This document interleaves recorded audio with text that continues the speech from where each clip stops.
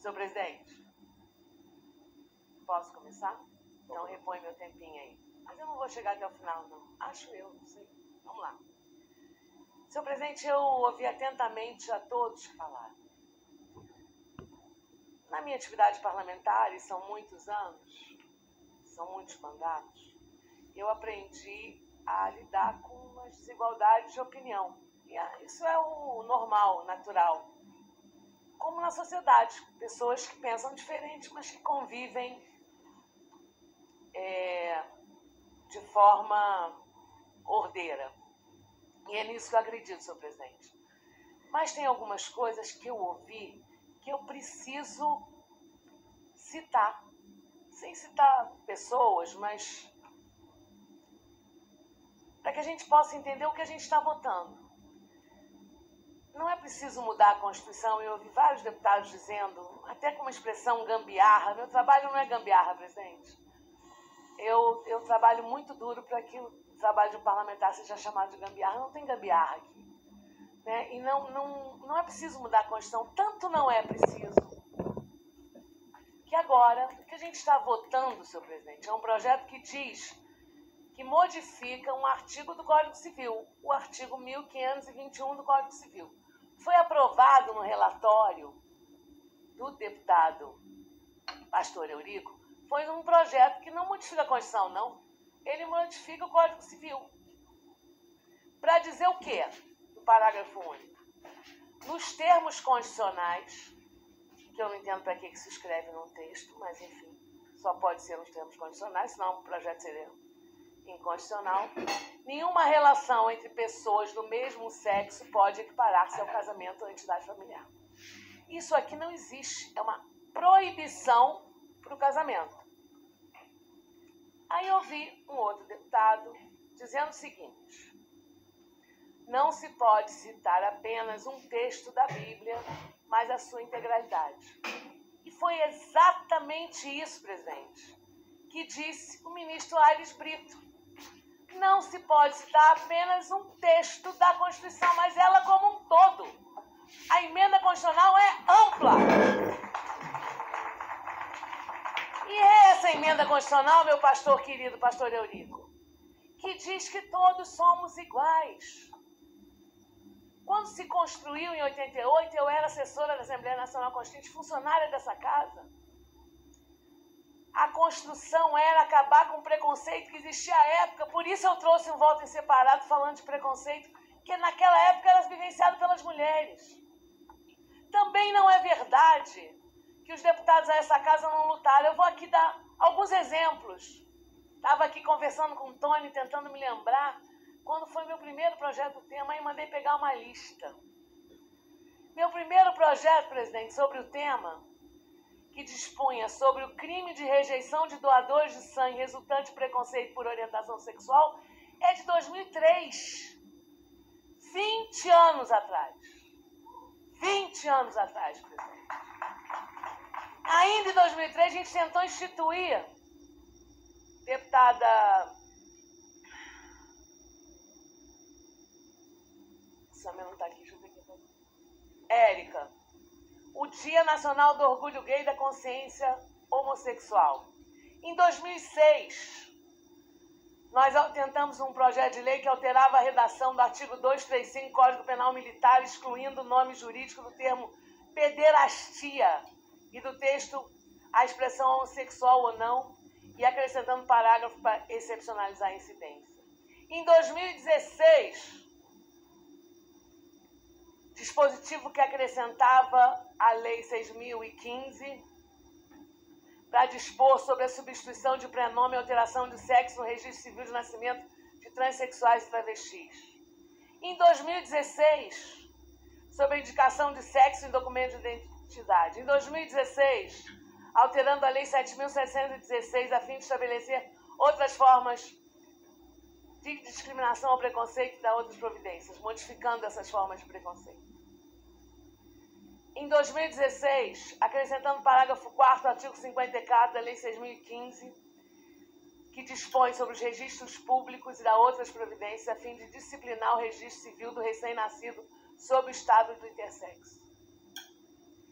Em 2018, alterando o parágrafo 3º do artigo 140 do decreto 2.848, de dezembro de 40, Código Penal, para qualificar como injúria praticada por razão de sexo. Tive a chance, presidente, de, nessa época que eu apresentei esse projeto, relatar a importunação sexual. Quer dizer, relatar a tipificação dos crimes contra a... Cacete. A gente está me deixando tonta.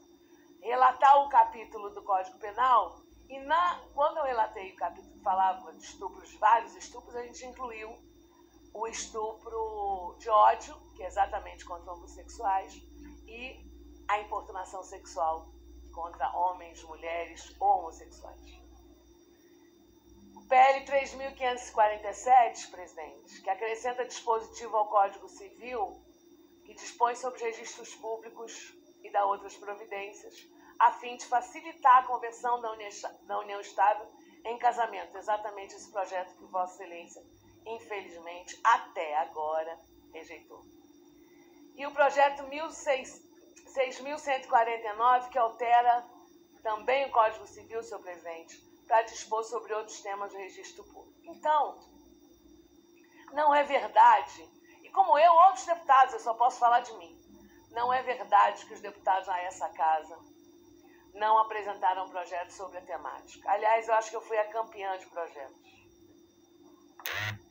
Isso me disse o Tony. Mas e por que, Laura, você, que é católica, aqui minha Nossa Senhora de Fátima, anda comigo de manhã, tarde e noite, você que é mulher, hétero, aliás, adoro casar, nada melhor, por que você defende essa pauta? Porque eu defendo a vida, eu defendo o amor, eu defendo a liberdade. É isso que a gente defende todos os dias. É esse o sinônimo da democracia. A liberdade, a possibilidade de garantir direitos. Eu anotei aqui, presidente, um texto que o pastor citou e eu escrevi. Ele disse assim: Jesus não negaria o direito ao direito. E eu não quero fazer uma fala religiosa porque eu não sou religiosa. Eu só sou católica. Não sou pregadora. Mas eu fico pensando o seguinte: quando a gente não consegue perceber que a relação que o Supremo decidiu e que nós agora estamos julgando é uma relação da comunhão de dois corpos que decidem estar juntos, que estarão juntos com direitos ou sem direitos. A gente só está garantindo os direitos. Juntos eles já estão e ficarão. Mais grave, isso não vai acontecer, eu tenho certeza, porque eu confio no pastor Eurico, eu confio nos deputados dessa casa. Vamos supor que a matéria passasse desta maneira que está hoje colocada. Como ficariam, meu presidente, as 80 mil famílias que constituíram um casamento? Teriam suas relações anuladas? Como ficaria a sucessão dessas pessoas? E como ficariam aquelas que ainda não estabeleceram um casamento? Ficariam sem pensão? Ficariam sem a possibilidade de dividir patrimônio? Ficariam sem a possibilidade de garantir os seus direitos civis, como preceitua a Constituição Federal e a legislação? Então, presidente, eu ouvi aqui uma frase dizendo assim: que todos os irmãos vivam em comunhão. Aonde tem união, tem paz. E é isso que a gente busca. Cada família heterossexual brasileira só quer isso. O direito a ser feliz, o direito a constituir sua família. Presidente, há mais ou menos, talvez 25 anos, eu conheci um casal, 25, um casal homossexual, mas conheci de perto, na vivência, Eduardo e Tony. Nunca mais esqueci. Tony até já faleceu. E eles resolveram adotar uma menina negra, que ninguém queria adotar, porque era uma menina já que não era bebê, já tinha alguns anos de vida, Ela hoje é uma mulher casada, toda a vida organizada, estudou, porque os pais lhe proporcionaram isso. De contrário, eu não sei onde eu estaria. Eu fui secretária de Assistência Social. Estão aqui alguns companheiros que acompanharam meu trabalho na secretaria. E sabe, presidente, que foi a tia Ju, uma deputada da Igreja Universal do Reino de Deus no Rio de Janeiro, que criou, mesmo que depois eu instituí, mas ela começou o trabalho de um abrigo LGBT. No Rio de Janeiro, nós temos um abrigo LGBTI, que foi instituído por uma deputada estadual na época secretária do governo Crivella, que era evangélica e da Igreja Universal. E por que isso? Porque ela teve a compreensão de que isso é uma realidade brasileira e que a gente tinha que ter uma visão, um tratamento específico para aquele grupo de pessoas que tinham um sofrimento diferenciado, pior ainda do que sofre o vulnerável que está nos outros abrigos da prefeitura. E a gente teve a chance de institucionalizar isso. Está aqui Carlos Nascimento, que me conhece também há muitos anos, trabalhou com a gente junto com o Tony. E é importante que a gente entenda que a gente não está aqui brigando por religião. A gente está aqui brigando pelo direito das pessoas de construírem a sua vida. Pastor Eurico, o senhor é bravo, brilhante, e eu tenho certeza que o senhor vai pensar nisso. Eu tenho certeza que com tudo que o senhor viu aqui, com a questão técnica, que é muito importante para nós, o senhor vai repensar o relatório. Deputado Marcos Pereira, nosso vice-presidente, que é evangélico, presidente do Republicanos, opinou, deputado Felipe me mostrou, opinou a favor, contrário ao projeto. Não foi só o senhor, não, pastor. Pastor Marcos Pereira, presidente do Republicanos, também opinou, dizendo que ia liberar a bancada. O que significa que as pessoas, basta pensar um pouco. O que a gente está aqui essa casa foi feita para garantir direitos, não para retirar direitos. Essa casa foi feita para garantir que a população tenha um bem-estar e não lhe retirar o bem-estar.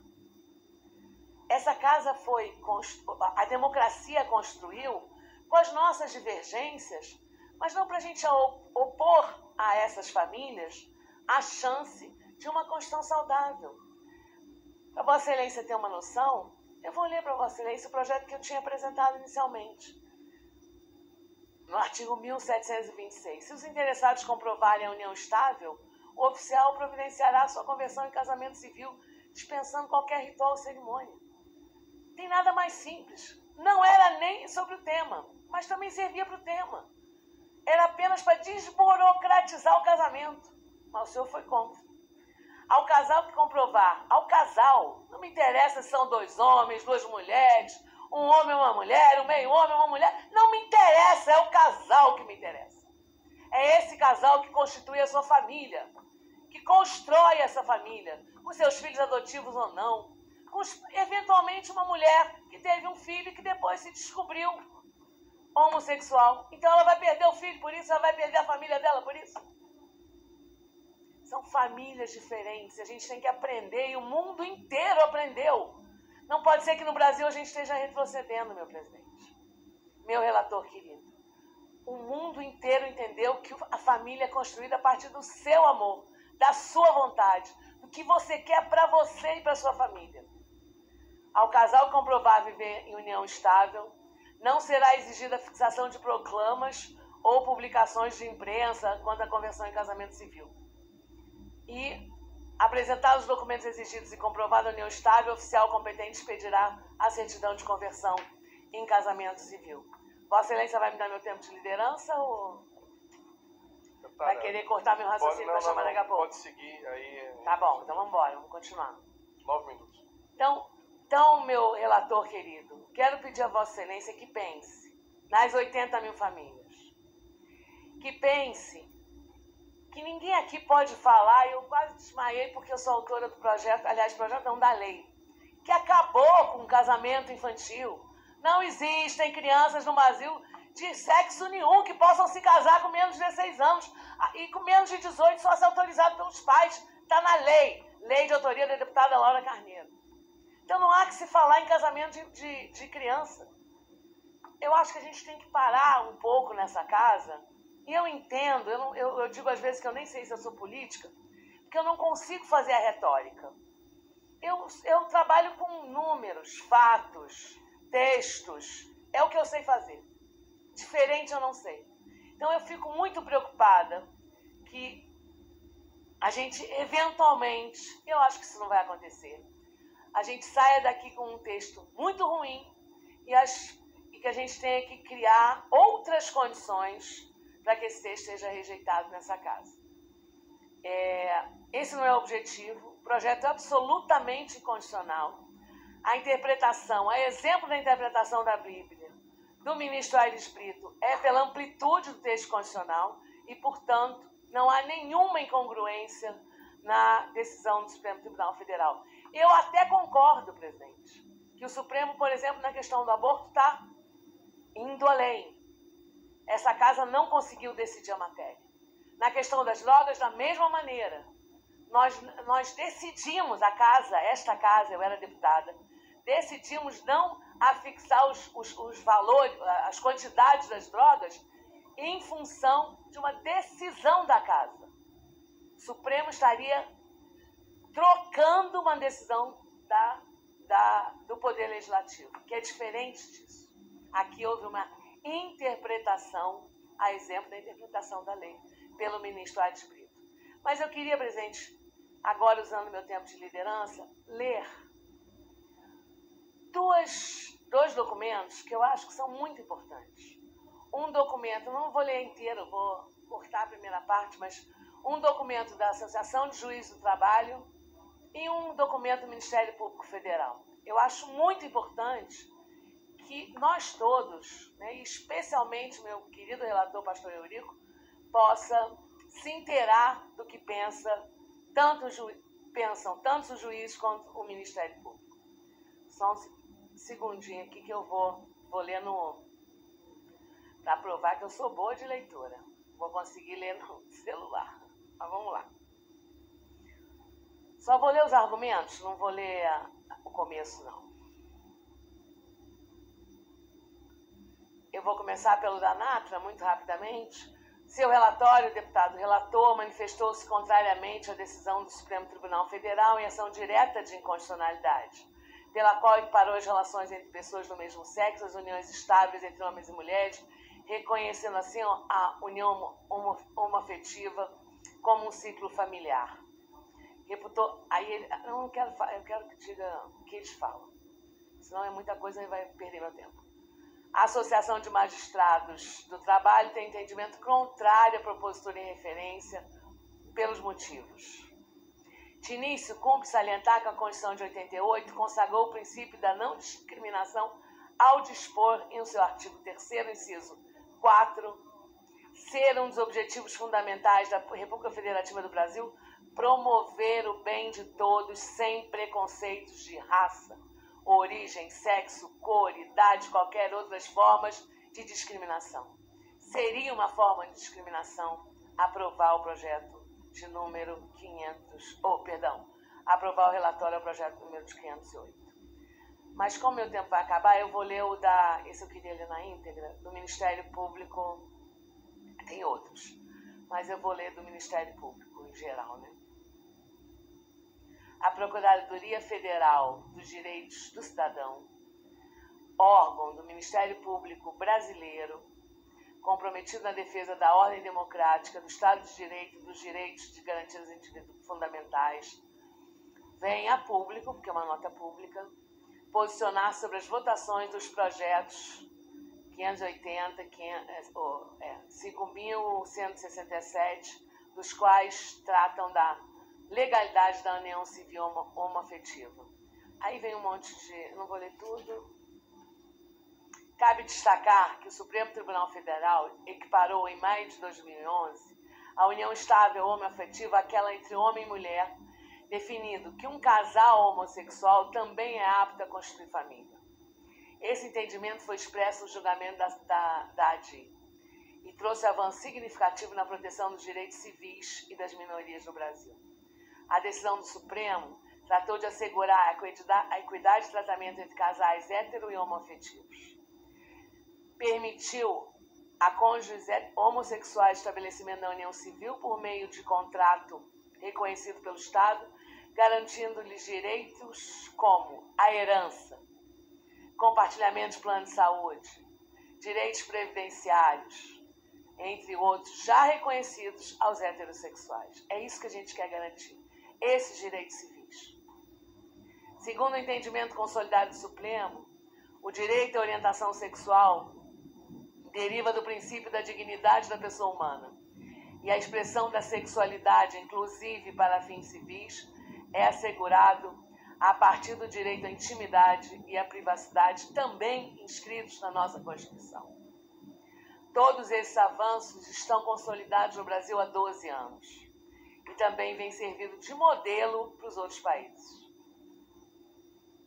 E aí ele continua e bom, eu vou pulando, senão não dá tempo. Nossa Carta da República tem um fundamento, tem por fundamento a dignidade da pessoa humana, artigo 1º, inciso 3º. E por objetivo fundamental a promoção do bem de todos, sem preconceito de origem, raça, sexo, cor, idade e qualquer outras formas de discriminação. Artigo 3º, inciso 4º. Ela também estabelece que todos são iguais perante a lei, no caput do artigo 5º, e consagra que a intimidade e a vida privada são direitos invioláveis, inciso 10º do artigo 5º. Todos esses, senhor presidente, caem naquela máxima da interpretação da Bíblia Sagrada. Da mesma maneira, a interpretação da Constituição Federal, nossa Bíblia Sagrada. A Bíblia Civil Sagrada, não a religiosa. E eles seguem com vários argumentos. Mas eu vou passar a Vossa Excelência, para que Vossa Excelência tenha o texto completo. Assinam vários promotores de vários estados. Por acaso no meu não, mas vários estados. Mas queria terminar, senhor presidente, um minuto final, dizendo que essa é uma responsabilidade de todos nós. Nós estamos tratando do Código Civil brasileiro, não do Código Canônico. Nós estamos tratando da transformação de vida de pessoas, dos brasileiros desse país. Nós estamos tratando da possibilidade de amor dessas pessoas. Nós estamos tratando da possibilidade de vida dessas pessoas. Nós estamos tratando do direito dessas pessoas. E esta casa tem a obrigação de manter esses direitos, senhor presidente. Independente das conotações religiosas, independente até das nossas posições. Porque não temos o direito de retirar de outro um direito que ele já exerce, que ele já tem.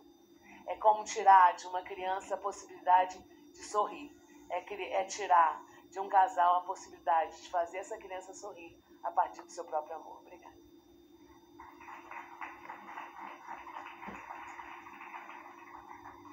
Muito obrigado, deputada Laura Carneiro, que falou como inscrita e também como no tempo de líder. Então passamos agora ao próximo bloco de oradores de contra e a favor.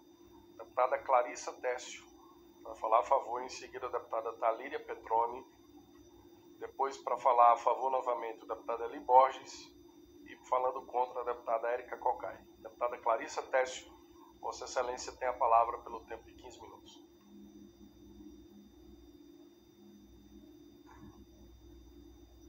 Boa tarde, senhor presidente. Boa tarde a todos os presentes. Hoje a gente está aqui debatendo um tema muito delicado, um tema que desperta muitas reações, posicionamentos diversos. Eu, como cristã, eu tenho o meu posicionamento e respeito a escolha pessoal de cada um. O Deus que eu conheço, o Deus que eu sirvo, Ele trata conosco exatamente assim. Ele nos dá a liberdade, ou o conhecido livre-arbítrio, de nós decidirmos o que nós queremos para a nossa vida. E por que nós, como cristãos, agiríamos ou exigiríamos que fosse de outra forma?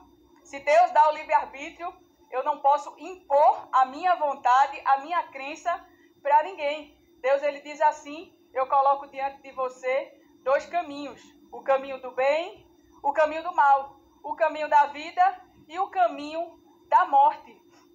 E é importante a gente saber que, acima de tudo, a gente tem que preservar o respeito. Respeito que tem sido tão falado aqui nessa casa, que tem sido tão pregado, que tem sido tão exigido também, mas que não tem sido vivido. Respeito que a gente vê aqui o tempo todo parlamentares pedindo, mas que na prática nós sofremos o tempo todo ataques, principalmente por sermos cristãos. E por falar de respeito, eu não poderia deixar aqui de citar um ataque à nossa fé que aconteceu há algum tempo atrás, e parabenizar o prefeito de Boa Vista, lá em Roraima. Eu estava aqui ao lado do pastor Diniz, e ele estava falando, que foi até citado aqui na lista, o pseudo-cantor, o Johnny Hooker, que um dia desses, pastor Eurico, estava lá no nosso Pernambuco, lá em Garanhuns, gritando e dizendo que Jesus é travesti, dizendo que Jesus é bicha sim, atacando a nossa fé. E são essas pessoas que vivem pedindo respeito nas redes sociais, que colocam um crucifixo no seu ânus, que dizem que Jesus é travesti e que usam de toda a sua força e de toda a sua oratória também para pedir respeito, quando não respeitam ninguém, porque eu me sinto extremamente desrespeitada. O cantor havia sido contratado lá pelo prefeito, né, lá em Roraima, Boa Vista. O pastor Diniz, desde já ele não está aqui, mas quero parabenizá-lo. O senhor chegou. Pastor, então deixa eu aproveitar aqui sua presença e parabenizá-lo pela postura, por ter se levantado contra esse ataque à nossa fé. E é exatamente assim que a gente deve continuar fazendo, exigir respeito à nossa fé, porque me parece que esse respeito que é pedido é só para um lado. Quando a gente fala, por exemplo, que a nossa fé quando a gente cita, por exemplo, essa atitude, essa forma de adorar não corresponde à minha forma de adorar, nós somos atacados, criticados, zombados o tempo todo. Mas aí chega alguém e fala isso e não sofre nenhum tipo de repúdio da esquerda. Mas o prefeito lá, o prefeito Arthur Henrique, ele foi justo, porque dinheiro público não pode ser investido em pseudo-artistas que atacam a nossa fé dessa forma. Nós temos um Brasil que é composto pela sua maioria cristãos. Quase 90% do Brasil é cristão, acredita no nosso Senhor e Salvador Jesus Cristo e não aceita que dinheiro público seja investido em situações como essa, e que isso sirva de lição para que outros prefeitos também não contratem cidadãos como esse que tinha sido contratado lá em Roraima. Estou aqui também, presidente, com o Dedé. Dedé, ele é lá também da minha terra, de São Joaquim. Já foi conselheiro tutelar, eleito e reeleito. Faço questão de citar aqui, porque Dedé, ele é um homossexual, ele é um gay que representa muito bem os homossexuais do Brasil, homossexuais que não querem empurrar goela abaixo as suas ideologias, as suas perversidades. Eu falo perversidade porque é uma minoria que quer empurrar goela abaixo. Dedé tem a opção sexual dele, embora seja diferente da que eu escolhi. Eu não acredito que uma pessoa que vive, que escolhe o que Dedé escolheu para ele, eu não acredito acredito que ele um dia possa ser plenamente feliz, mas ele aceita a minha opinião quando eu digo isso para ele. E eu aceito a opinião dele e respeito. E nós convivemos juntos. Em nenhum momento eu vi da minha vida Dedé se vitimizando, porque tem hora que alguns parlamentares chegam aqui diante desses microfones que dá vontade de ir lá entregar um lenço, porque é um chororô, é um vitimismo. Eu nunca vi Dedé como um menor. Nós somos iguais perante a lei, iguais diante de Deus. O pecado de Dedé não é maior que o meu pecado, nem o pecado de todos que estão aqui. E ele também não vive usando esses termos como eu vi hoje. Gente, ser chamado de pessoa matável. Veja o nível da vitimização. Pessoa matável. E quem não é pessoa matável? Todo mundo morre, todo mundo que levar um tiro morre. Mas se utilizam desses argumentos vazios para poder chorar aqui diante do microfone. Então, eu gostaria muito de parabenizar aqui também Dedé pela sua postura, porque você sim, meu irmão, você sim representa os gays do Brasil. Não quem vive sendo a favor de aborto, não quem vive sendo a favor de banheiro para ser escolhido de acordo com o seu gênero. Obrigada, deputado. E como cristã, eu reconheço a forma tradicional de casamento. O casamento, você não é vergonha não, Dedé, você é orgulho. Tenho certeza, para a maioria da população do Brasil, você é orgulho. Eu reconheço a forma tradicional do casamento como cristã e como a grande maioria da população do Brasil.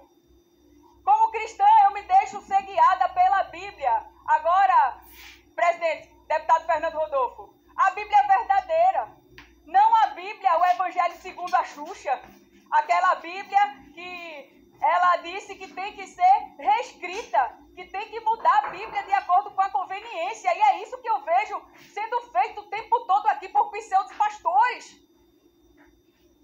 Pastores que abrem igrejas, que vai ali no canto, aluga um galpão, diz que é uma igreja, chama os seus membros que querem continuar vivendo uma vida de pecado, que não aceitam ser transformados pelo verdadeiro evangelho do nosso Senhor Jesus Cristo. Se dizem pastores, se ungindo com óleo de peroba, e ficam lá pregando uma palavra que não é a verdadeira palavra de Deus, não é essa Bíblia que eu me deixo guiar, e eu acho um absurdo. A gente fica assustado aqui comentando nos bastidores sobre os absurdos que são falados aqui em relação à Bíblia Sagrada, às Sagradas Escrituras, como distorcem, como contorcem, por exemplo. Pastores que são contra as comunidades terapêuticas, contra o trabalho de transformação de dependentes químicos.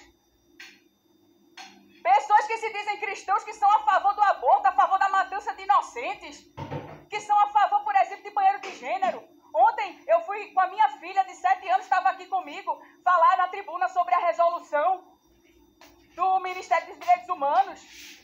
E é um absurdo eu entrar com a minha filha dentro de um banheiro feminino e encontrar um homem ali dentro do banheiro feminino. É constrangedor. É um direito nosso como mulher que nos foi roubado.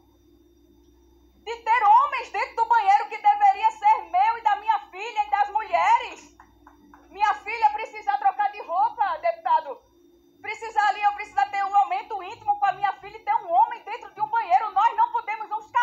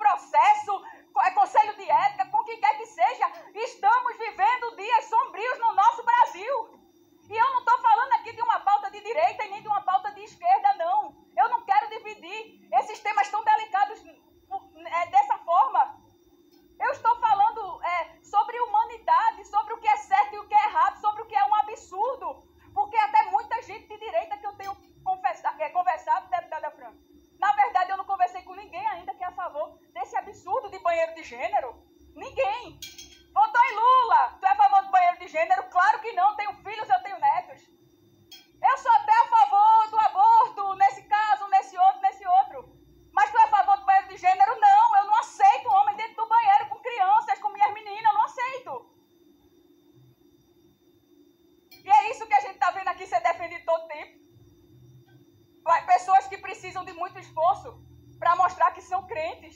Precisam mostrar ali uma lista de nomes para reforçar, porque não consegue se sustentar com argumentos. Precisam mostrar ali o nome de fulano de tal que está na causa, o nome de fulano de tal. É o que a Bíblia diz, dizendo-se sábios, tornaram-se loucos. Eu respeito e, acima de tudo, respeito ao povo que eu represento. O povo que me elegeu para estar aqui, para falar em nome destes, para representá-los nesse microfone. Mas é fato, senhor presidente, voltando ao assunto aqui que está sendo debatido, nós não podemos legislar em contrariedade à lei maior. E esse assunto ele muito me preocupa, porque nós estamos numa casa legislativa, onde nós devemos seguir um processo legal. E nós carregamos aqui a responsabilidade de emitir a voz do povo. Veja, cada lei que a gente faz aqui está expressando a voz do povo. Eu vi aqui deputados falando, mas estão roubando os nossos direitos. Como assim a gente está roubando direito de ninguém? Simplesmente vocês pegam, junta aí o grupo dos parlamentares que são a favor disso ou daquilo e vai e faz uma proposta para que a Constituição seja alterada. Simples assim. Por que não procuram a via correta? Nós estamos aqui defendendo a democracia. É a voz do povo. Artigo 1º da Constituição. O povo nos elege, esse é o poder, e nós representamos, exercemos esse poder através do que nós defendemos aqui. Vale lembrar, a Constituição aqui é muito clara. Alguns já leram, mas eu quero ler de novo para estar sempre refrescando a memória, eu acho importante. Artigo 226 da Constituição, a família, base da sociedade, tem especial proteção do Estado. Para efeito da proteção do Estado, é reconhecida a união estável entre homem e mulher como entidade familiar, devendo a lei facilitar a sua conversão e casamento. Os direitos e deveres referentes à sociedade conjugal são exercidos igualmente pelo homem e pela mulher. É só mudar isso aqui. É só juntar forças, unir esforços. Quem defende que o casamento ele deve ser liberado ou reconhecido, que seja reconhecido da maneira correta, que passe aqui por essa casa. É um absurdo parlamentares estarem apoiando entendimentos do Supremo Tribunal Federal quando nós fomos eleitos pelo povo para decidir sobre o que o povo pensa em assuntos delicados como o aborto, como as drogas. Enfim, eu defendo que esse assunto ele deveria... Tome uma aguinha, deputado. O assunto ele deveria... Deputada Érica. Senhor presidente, ela não se dirigiu a ninguém. Não deu nome de ninguém, senhor presidente. A deputada não pode ser interferida por outro deputado ou deputada. Isso não foi admitido. Por favor, vou manter a palavra então... aqui. Deputada, não se trata de silenciar ou não silenciar, que eu respeito pela parlamentar que está fazendo uso da palavra e assim seria se fosse Vossa Excelência. Obrigada, deputado Fernando Rodolfo. Mais um minuto para a deputada...